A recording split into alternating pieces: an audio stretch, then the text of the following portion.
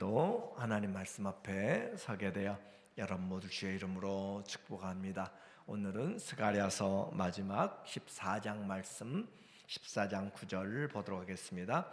여호와께서 천하의 왕이 되시리니 그날에는 여호와께서 홀로 한 분이실 것이요 그의 이름이 홀로 하나이실 것이라.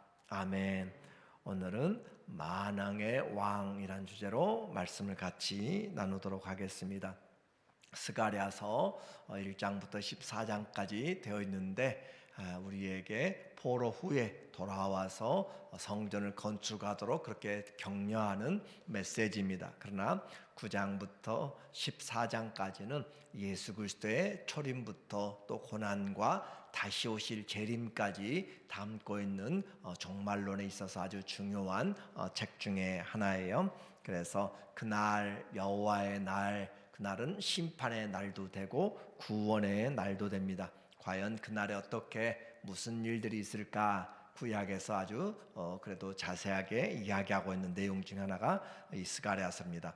스가랴 14장에서는 최종적인 하나님의 승리와 또 하나님 앞에 경배하는 열방이 경배하는 모습으로 이 스가랴를 마치고 있어요. 그래서 스가랴에 나타나는 첫 번째 14장에서 우리에게 보여주는 만왕의 왕의 그 종말의 전쟁의 1절에 2절에 보니까 말하기를 내가 이방 나라들을 모아 예루살렘과 싸우게 하리니 성읍이 함락되며 가옥이 약탈되며 부녀가 욕을 당하며 성읍 백성이 절반이나 사로잡혀 가려니와 남은 백성은 성읍에서 끊어지지 아니하리라. 그래서 마지막 때 종말의 전쟁에서 예루살렘의 전쟁이 일어나는 모습을 우리에게 계시록 또 여러 하나님의 묵시록 등에서 이야기를 해주고 있어요. 그래서 이 전쟁의 이 주권자가 누구인가 예수께서 말씀하시는 거죠. 이방 나라들, 내가 이방 나라들을 불러서 예루살렘과 싸우게 한다. 하나님이 세상을 불러서 하나님의 자녀들을 치도록 한다라고 하는 그런 내용이에요. 그래서 우리는 고난에 대해서 이야기했습니다. 우리의 믿음은 그냥 있는 것이 아니라 이 시련과 환난을 통해서 우리에게 정금 같은 믿음으로 나오게 되는데 마지막 때에도 우리에게 이런 고난을 통하여서 믿음 있는 자를 구별하여 주시고 또 하나님의 그 원수들을 하나님이 승리로 인도하시는 마지막 전쟁을 말씀하고 있어요. 그래서 이 전쟁의 열방은 자기들의 목적을 가지고 예루살렘을 치려고 또 많은 재물들을 위하여서 싸우지만 그러나 하나님은 그 모든 것을 합력하여서 선을 이루시며 믿는 자들에게는 정금 같은 믿음을 또 믿지 않는 자들을 심판하는 그 내용으로 그렇게 하나님이 행하시는 거죠. 그래서 이 전쟁이 일어났는데 그 전쟁에서 초기에 이제 전쟁에 패하게 되는 내용입니다. 성읍이 함락된다. 전쟁의 패배가 짙어지는 것이죠. 가옥이 약탈되며 부녀가 욕을 당하며 성읍 백성이 절반이나 사로잡혀 가려니와 그러니까 이 전쟁에서 커다란 패배를 당하게 되는 그런 절반이 사로잡혀 가리니와 남은 백성은 성읍에서 끊어지지 아니하리라. 남는 자들이 있다라고 하는 걸 통해서 우리에게 이 고난이 우리에게 다가와서 어떤 일들을 해나가는가라는 것을 비유적으로 이야기하는 내용이에요. 그런데 그때 그렇게 전쟁의 패색이 짙고 이런 힘들 때 그때 여호와께서 나가사 그 이방 나라들을 치시되 이왕의 전쟁의 날에 싸운 것 같이 하시리라. 그와 같이 하나님의 때에 하나님이 전쟁에 개입하셔서 이방 나라들을 치시는데 이왕의 전에 하나님이 그 전쟁들을 수없이 했잖아요. 전쟁은 여호와께 속하였던 것이다 라고 했던 것처럼 과거의 전쟁에서 하나님이 행하셨던 것처럼 그렇게 싸울 것이라 하도다 하시니라. 그래서 하나님이 이와 같이 하시는데 이 전쟁의 재림은 주님께서 약속하신 대로 그렇게 하시는 것이에요. 4절에 보니까 주님의 임하심이 그날에 그의 발이 예루살렘 앞 곧 동쪽 감람산에 서실 것이요 감람산은 그 한가운데가 동서로 갈라져 매우 큰 골짜기가 되어서 산 절반은 북으로 절반은 남으로 옮기고, 그렇게 우리에게 그리스도의 재림이 임하는 때에 첫째 지진도 일어나고 그러지만 큰 지진이 일어나게 되는 것을 말씀하고 있고, 그렇게 함으로써 땅이 갈라지게 되고, 그렇게 그리스도가 주님이 감람산에서 올라간 것처럼 너희가 다시 보리라 라고 그렇게 약속하신 그 약속대로 주님이 재림하시는 내용입니다. 그리고 5절에 그 산 골짜기는 아셀까지 이르리라. 너희가 그 산 골짜기로 도망하되 유다 왕 우시야 때 지진을 피하여 도망하던 것 같이 하리라. 나의 하나님 여호와께서 임하실 것이요 모든 거룩한 자들이 주와 함께하리라. 오시는데 주와 함께하는 사람들이 있어요. 이미 우리에게 믿음의 삶을 살다가 간 자들이, 믿음의 선진들이 함께 온다라고 그렇게 말씀하는 것이죠. 그래서 감람산에 주님이 임하시는, 그리고 이와 같은 것을 통하여서 주님이 오심은 바로 이 전쟁에 개입하시는 것인데, 적그리스도를 죽이고 성도들을 구원하기 위한 것인 것을 우리는 이제 신약에서 더 분명하게 알게 돼요. 데살로니가 후서 2장 7절에 보면 4절부터 보니까 그는 대적한 자라. 이는 이제 적그리스도가 되게 되는 것이고, 그가 전쟁에서 승리하게 되는 거죠. 그래서 초반에 승리해서 대적하는 자라, 신이라고 불리는 모든 것과 숭배함을 받는 것에 대항하여 그 위에 자기를 높이고, 모든 우상들이 있는데 그 우상보다 가장 뛰어난 자라고 그렇게 이제 자기 자신을 하나님보다 높은 자라. 그래서 하나님의 성전에 앉아 자기를 하나님이라고 그렇게 내세우느니라 라고 하는 그런 거짓 선지자들을 통하여서, 또 적그리스도가 그렇게 자리를 차지하고 자기의 숭배를 이야기할 때, 그때 불법한 자가 나타내니, 이 불법한 자가 나타났는데 주 예수께서 그 입의 기운으로 그를 죽이시고 강림하여 나타내심으로 패하시리라. 그와 같은 상황에서 예수 그리스도께서 강림하여서 그를 죽이시고 패하신다라고 그렇게 말씀함으로써 최후의 승리를 하게 돼요. 이것은 요한계시록 또 19장 15절에서도 우리에게 말합니다.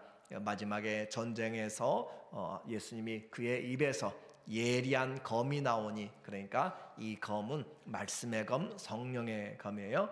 그 입에서 예리한 검이 나오니 그것으로 만국을 치겠고, 친히 그들을 철장으로 다스리며 또 친히 하나님 곧 전능하신 이의 맹렬한 진노의 포도주 틀을 밟겠고, 그 옷과 다리에 이름을 쓴 것이 있으니 만왕의 왕이요 만주의 주라 하였더라. 그래서 그 전쟁을 이끌고 계시는 그분은 바로 만왕의 왕 만주의 주 예수 그리스도가 행하시는 것, 이것이 바로 구약과 신약에서 연결되는 마지막 날의 전쟁의 장면입니다. 그리고 주님이 오셔서 다스리심에 대하여서 8절에 말하기를 8절 그날에 생수가 예루살렘에서 솟아나서 절반은 동해로 절반은 서해로 흐를 것이라. 여름에도 겨울에도 그러하리라. 가장 큰 특징이 하나님의 다스리심은 공의이고 생명이고 또 여기서 말하는 진리의 내용이에요. 그래서 생수가 흘러나온다. 하나님이 다스리신 나라죠. 여호와께서 천하의 왕이 되시리니 그날에는 여호와께서 홀로 한 분이실 것이요 그의 이름이 홀로 하나이실 것이라. 그래서 하나님이 이 모든 열방 중에서 통치하시는 것이죠. 이제 재림하신 주님은 만왕의 왕 만주의 주로서 열국을 심판하시고 통치하십니다. 모든 민족들 또 산자와 죽은 자를 심판하러 오신다라고 그렇게 이야기하고, 모든 무릎이 다 예수님께 꿇게 된다라고 그렇게 빌립보서 2장 12절 이하에서 말씀하고 있어요. 그래서 가장 뛰어난 이름, 그 이름으로 통치하십니다. 그리고 열방이 하나님 앞에 이 그리스도 앞에 나와서 경배하게 되는 모습으로 우리에게 말해요. 오늘 20절에 다시 보니까 말하기를 16절에 예루살렘을 치러 왔던 이방 나라들 중에 남은 자가 해마다 올라와서 그 왕 만군의 여호와께 경배하며 초막절을 지킬 것이라. 그날에는 말방울에까지 여호와께 성결이라 기록될 것이라. 여호와의 전에 있는 모든 솥이 제단 앞 주발과 다름이 없을 것이니. 그래서 예루살렘을 치러 왔던 자들 중에 남은 자, 그리고 열방이 하나님 앞에 나오는 과정에서 하나님 앞에 이 초막절은 비유적인 것이고, 초막절은 그들이 광야를 건너고 하나님 앞에서 승리하고 하나님 주신 한 해의 마지막 열매들을 거두는 것이기 때문에 그와 같이 하나님 앞에 열매들로 예배드리는 그런 모습인데, 그날에는 말방울에까지 여호와께 성결이라 기록될 것이라. 이 여호와께 성결이라고 하는 것은 제사장이 그 머리에 관으로 하나님이 대제사장에게 그렇게 둘러 쓰도록 한 것이죠. 그래서 하나님이 보실 때 여호와께 성결이라고 하는 그것을 보고 하나님이 행하시는데, 그와 같이 나타나는 여호와의 성결이 말방울에까지 천하게 보이는, 그리고 더럽게 보이는 그 말방울에까지 하나님이 성결의 거룩한 자로 나타나시고, 그리고 여호와의 전에 있는 모든 솥이 제단 앞 주발과 다름이 없을 것이라. 그래서 모든 솥에 또 일반적인 것들까지 하나님 앞에 드려지는 그런 거룩한 모습으로 나타나는 거룩의 회복을 이야기를 하고 있습니다. 이것이 구약적인 종말의 메시지인데, 이것은 아브라함을 부르신 때로부터 시작하여서 그리고 결국 하나님 앞에 나타나는 그런 열방의 모습이 경배의 모습으로 끝나요.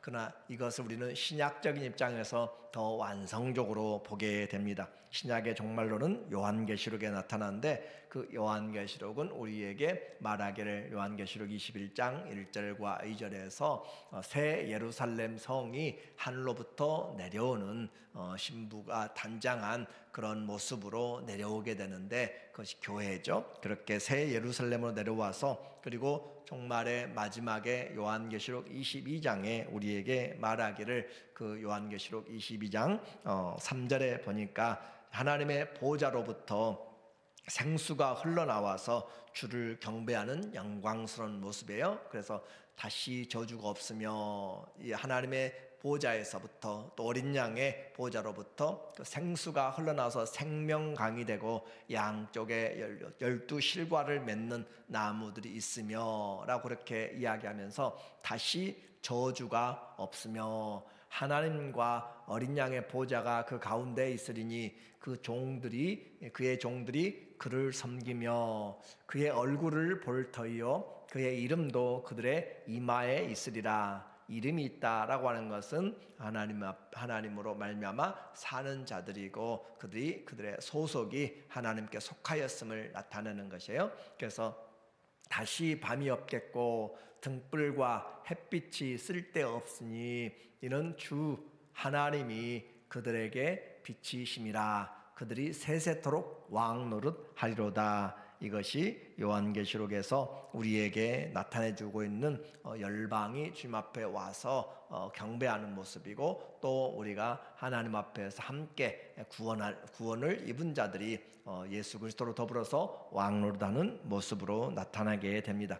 성도는 이와 같은 종말을 알기 때문에 이와 같은 종말의 말씀을 통하여서 우리에게 끝까지 승리하도록 날마다 말씀으로 우리를 양육하시고 인도하시는 그 결과를 보고 살아요. 그래서 썩어서 없어질 양식을 위하여서 일하지 말고 썩지 아니한 영원한 생명을 위하여서, 영생을 위하여서 살아가도록 우리에게 계속적으로 말씀하는 것이죠. 주의 말씀을 읽는 자, 주의 말씀을 듣는 자, 주의 말씀을 지키는 자들이 복이 있다라고 하심으로써 우리는 이미 앞으로 승리를 얻을까라고 하는 것이 아니라 그리스도 안에 있으면 이미 그리스도와 연합한 자요, 그리고 그리스도 안에서 승리한 자이란 것을 계속적으로 말씀하고 있어요. 그래서 우리는 지금이 그리스도 안에서 이 영생을 가지고 그리스도와 함께 살아가는 기회입니다.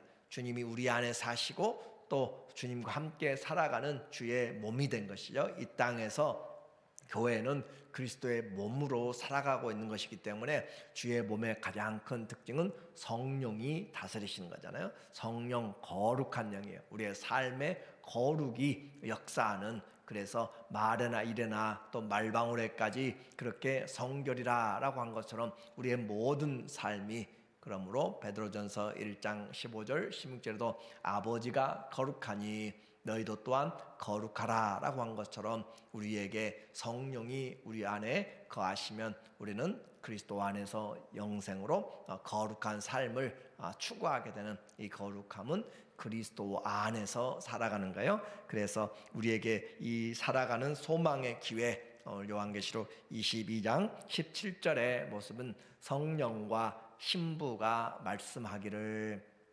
오라 하시는도다.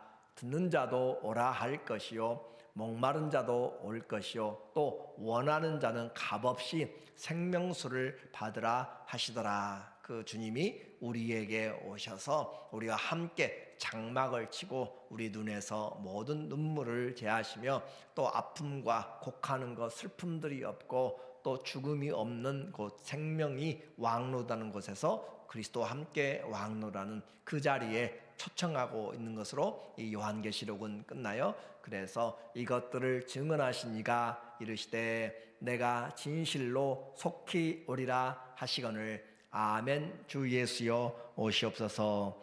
우리의 삶의 가장 중요한 부분이 바로 그 주님이 우리의 목자가 되시고 그 이름을 위하여 살아가는 자들에게 힘들고 어려워도 그 좁은 길, 그러나 생명의 길, 영광의 길이라고 그렇게 말합니다. 주님과 함께 동행하면서 살아갈 때 고난 가운데서도 우리는 감사가 있고 또 힘들고 어려워도 시간이 속히 가기 때문에 곧 주님이 문 앞에 있다라고 이야기하잖아요. 그래서 주님이 그날에 곧 소망 가운데 오시기 때문에, 주님이 문 앞에 있기 때문에 자다가 깰 때가 되었고, 우리의 신앙은 주 예수여 오시옵소서 마라나타라고 그렇게 이야기를 했어요. 그래서 아멘 주 예수여, 주님이 행하시는 일이 맞습니다 라고 고백하면서 주님, 우리가 그 주님을 맞이할 준비를 하고 살아가는 것이 이 신앙의 종말론적인 메시지입니다. 스가랴는 이와 같이 성전이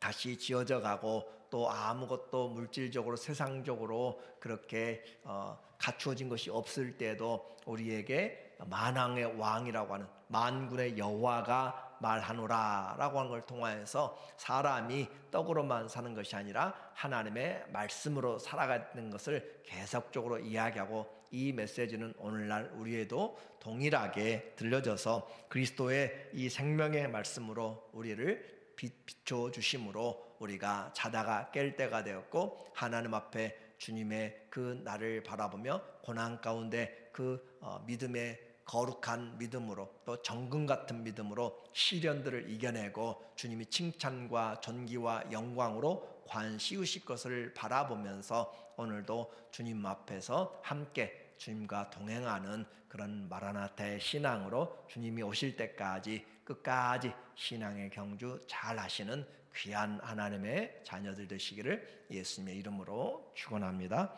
아멘. 하나님 아버지, 우리에게 다시 오실 약속을 주시고 끝까지 우리로 하여금 믿음의 경주를 하도록 주의 성령이 우리 안에서 역사하여 주시고 힘을 주시고 지키시고 인도하심을 감사합니다. 주 안에 거하게 하여 주시고 주님과 동행함으로 하나님께는 영광이 되고 우리 모두에게 위로와 격려가 되는 사랑하는 성도들의 삶이 되게 하여 주시옵소서. 예수님의 이름으로 기도합니다. 아멘.